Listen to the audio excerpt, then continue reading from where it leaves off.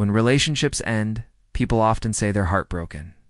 They assume the pain comes from love itself or from losing someone important. But what actually suffers isn't love, it's the ego.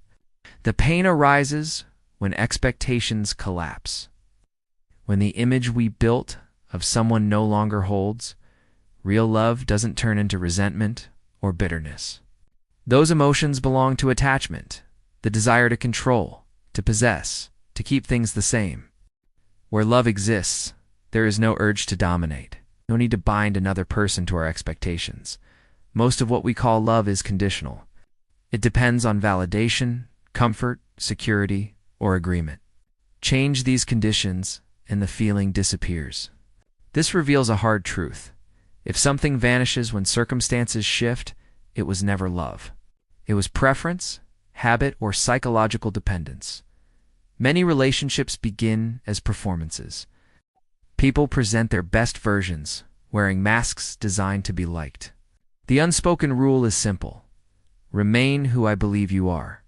When fear, frustration, or vulnerability breaks the performance, warmth fades, not because people are cruel, but because the foundation was expectation, not truth.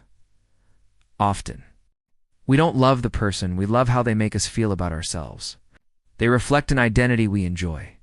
When that reflection changes, we feel lost, not heartbroken. Our attachment was to the role they played in our story. Unconditional love operates differently. It doesn't begin with behavior. It begins with seeing someone not as a solution to loneliness or an extension of need, but as a living, changing process. Love that is unconditional allows unpredictability. It accepts that humans are events, not objects, and events cannot be owned. Eventually, all performances end. Masks fall. Imperfections surface. Conditional attachment demands the mask return. Unconditional love remains. It doesn't ignore flaws. It simply sees deeper than them. Much behavior comes from fear and conditioning. Love looks beyond the surface to the human underneath. Love is not something we receive, something that flows from within when fear and insecurity dissolve. Attachment says, I need you. Love says, I choose you from wholeness. Think of how you feel toward a puppy. There are no expectations, no demands, only warmth.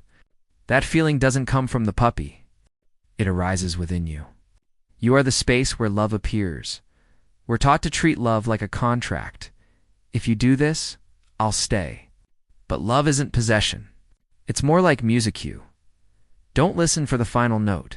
You listen because every moment matters. The tighter you grip love, the faster it slips away.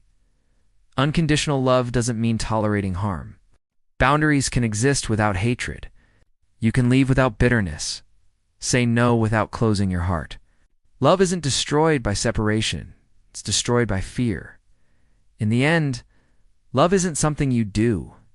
It's what remains when bargaining ends. When control drops, when clinging stops.